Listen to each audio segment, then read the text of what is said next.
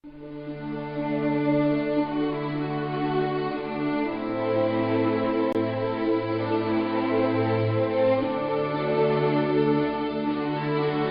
experience po dito, hindi ko talaga makakalimutan dahil halos araw-araw kaming nagkakasama. Hindi halos, araw-araw po kaming nagtitaping at kahit ganun, okay naman po lahat. Maayos naman.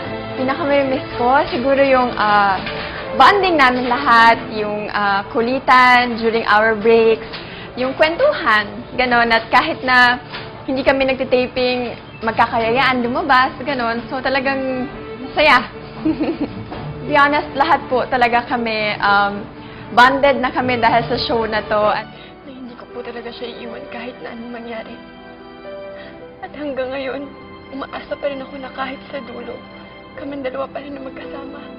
Unang-una po, kaya patok ang Juan de la Cruz dahil maganda yung kwento niya. Nakaka-inspire siya dahil parang merong hero sa atin na nagliligtas. At nag-enjoy po yung mga bata dito dahil mga effects pa lang, natutuwa sila at may aral po talaga silang mapupulot dito. Sabi niyo sa akin noon, yung hula niyo, tungkol sa lalaking mamahalin ko. Sabi niyo po, marami kaming pagdadaanan na pagsubok, pero nasa amin ni Juan kung paano po namin ito paglalabanan.